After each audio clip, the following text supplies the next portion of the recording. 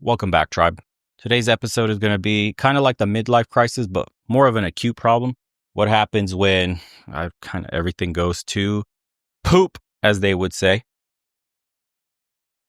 and you're forced to start over, Your life basically just imploded, whether it's from divorce, job loss, business failures, you name it, health crisis, maybe all of the fucking above, honestly.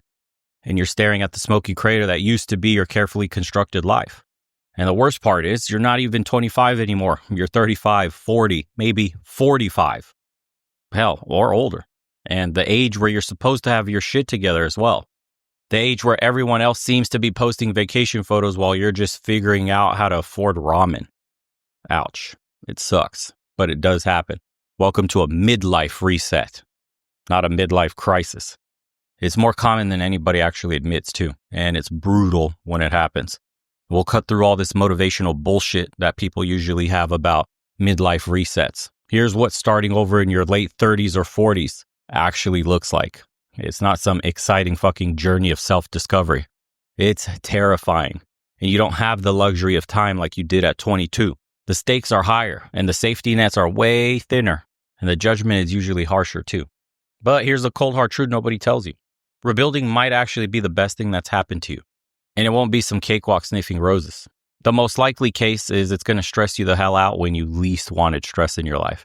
But it does force you to build something real this time.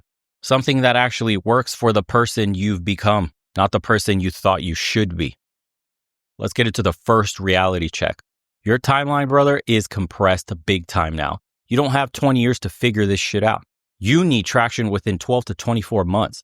That means no more dabbling, no more finding yourself, no more bullshit credential collecting, hoping something magical happens. You need focused, strategic action starting now. Financial damage control, that's priority fucking one. If you're starting over, your finances probably look like they were hit by a nuclear bomb. Divorce settlements, failed businesses, debt, medical bills, unemployment, who knows? Sometimes the perfect shitstorm of all four. Start with brutal honesty. What's your actual financial situation? Not what you wish it was. What is the reality of your current balance sheet? List every asset, every liability, every expense, every income source. Spreadsheet that shit down to the penny. Financial delusion is a luxury you can't afford right now. Most people discover they're spending money on ghosts, subscriptions for the life they used to have, status symbols for the person they used to be, the fucking Peloton nobody uses, the club membership that's just draining your account, the expensive car that's now a financial anchor, cut ruthlessly. Your ego doesn't need a vote right now. Your survival does. An emergency fund is non-negotiable. 3 months minimum. 6 months is better. You'll sleep different knowing you have a runway. And sleep is something you desperately need right now. Next, address the housing situation. Things get complicated really fast at this stage. If you're underwater on a mortgage after a divorce, you have hard choices. Selling might mean crystallizing losses. Keeping might mean maintenance costs you can't afford. There's no universal answer, but there is a principle. Housing should not exceed 30% of your actual current income, not your former income, not your hopeful future income. What's hitting your bank account today? Sometimes that means downsizing dramatically, renting when you used to own, or roommates when you used to have a family home. Ego check. Temporary housing adjustments are better than financial quicksand.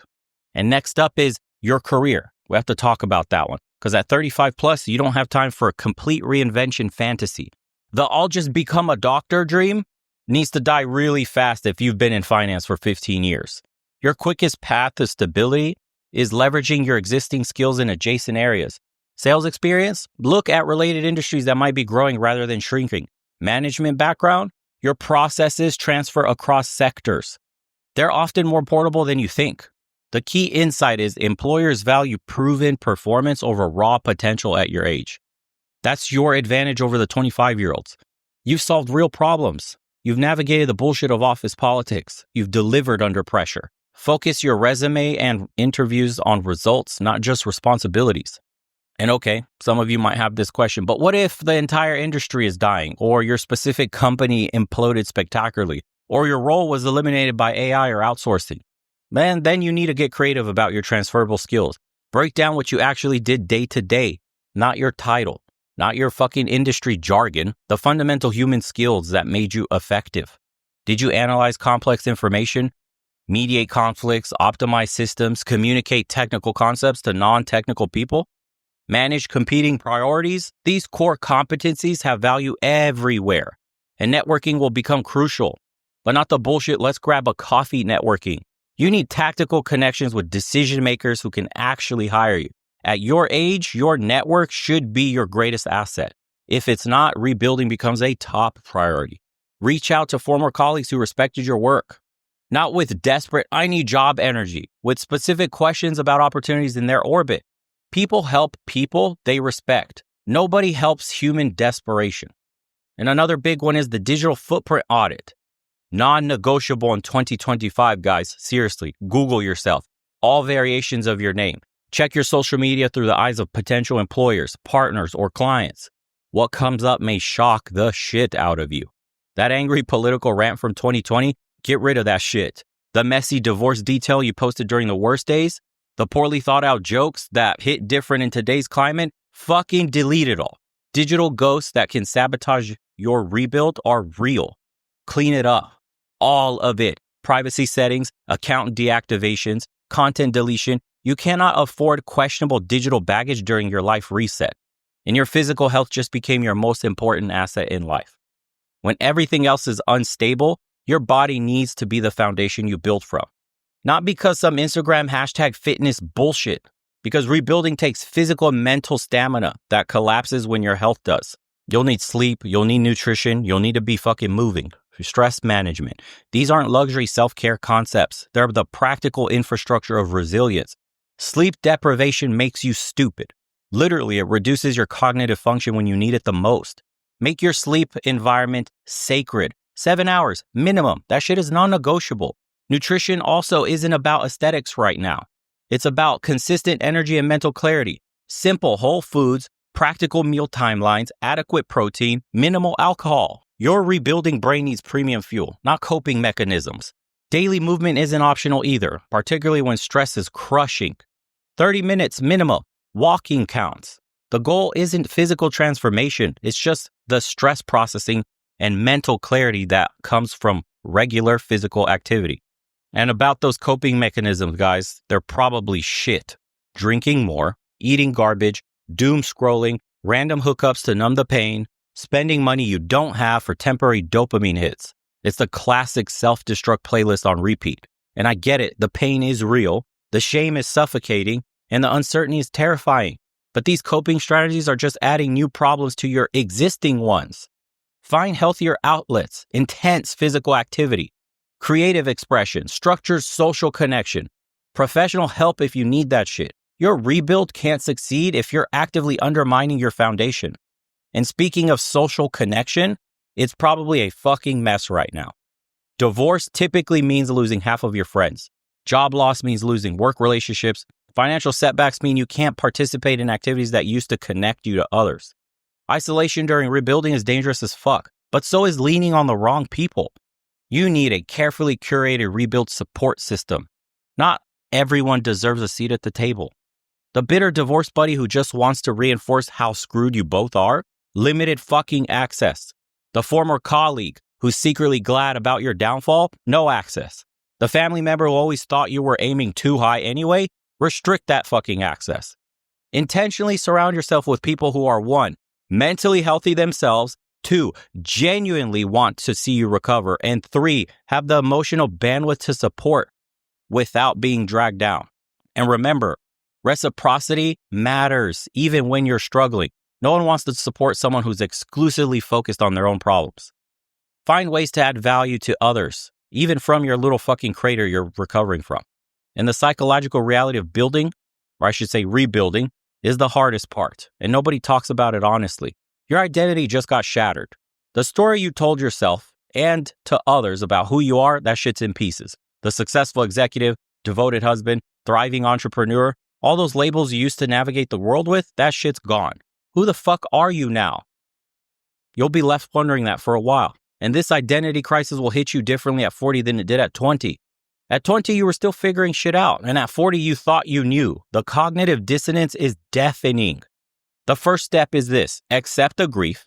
It's not just sadness, it's actual grief. You lost something real, your future as you imagined it, your self-concept, your social standing, your financial security, sometimes all at once. The stages aren't linear either. It's denial, anger, bargaining, depression, acceptance. You'll cycle through all of them, sometimes several in the same fucking day, sometimes in the same hour. This is normal, messy, but normal. And trying to suppress this grief just prolongs that shit. Feel the fucking feelings, man. Let the waves hit. They'll stop knocking you over eventually. But, and this is crucial, don't let grief become your new identity. Process it. Don't worship it. There's a difference between acknowledging pain and building a shrine to that shit. Your brain will tell you stories about what this setback means. Tell me if any of these have crossed your mind, by the way. I'll never recover financially. This proves I'm a failure. Everyone is judging me.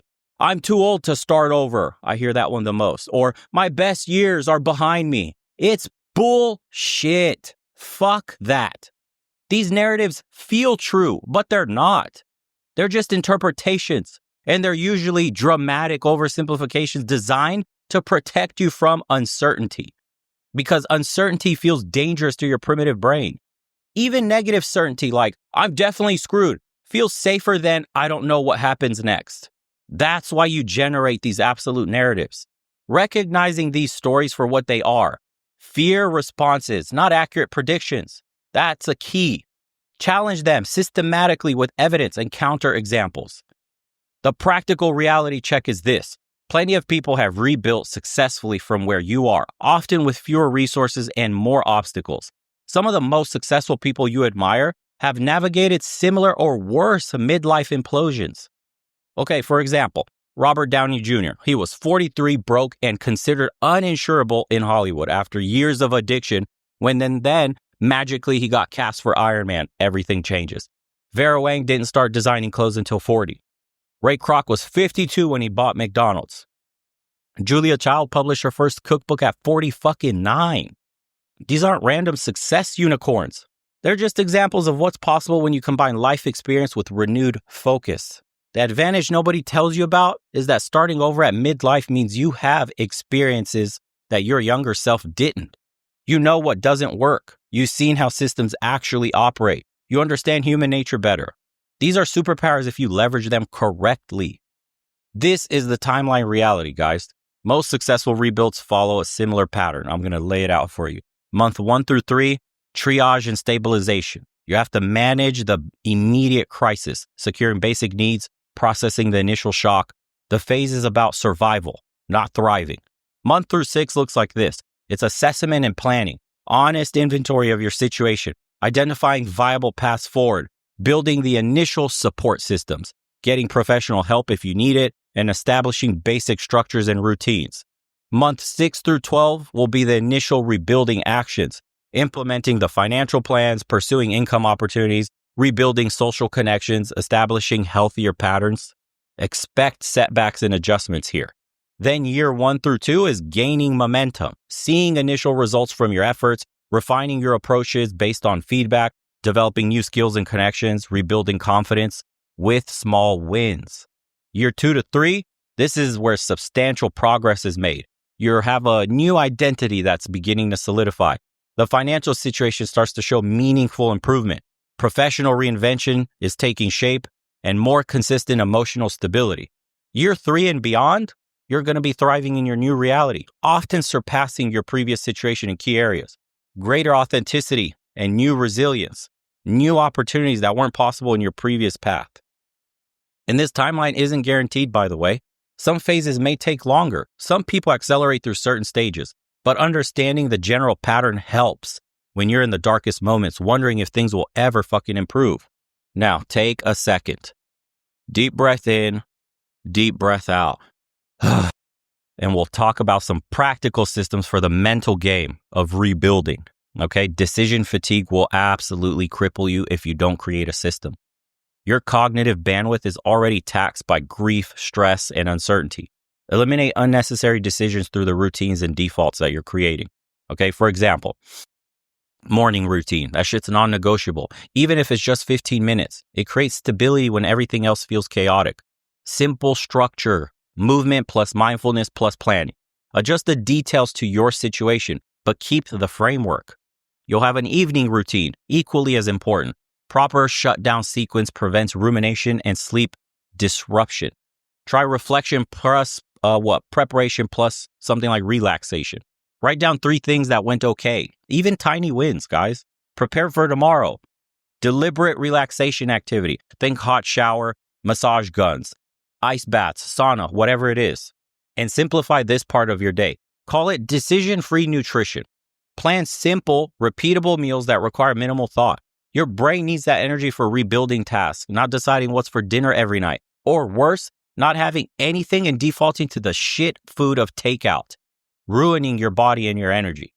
Then you'll need something like financial autopilot, which works in the modern world very well. Automate everything, anything that's possible. Bill payments, saving transfers, expense tracking. The less you have to actively manage, the more likely you'll stay consistent. Then the information diet. Ruthlessly curate what you consume. Eliminate news that triggers anxiety without providing actionable information. Seek content specifically related to your rebuilding goals. Limit comparison triggering social media at all costs. And the myth of a perfect plan is particularly dangerous during rebuilds, guys. You don't need the perfect plan.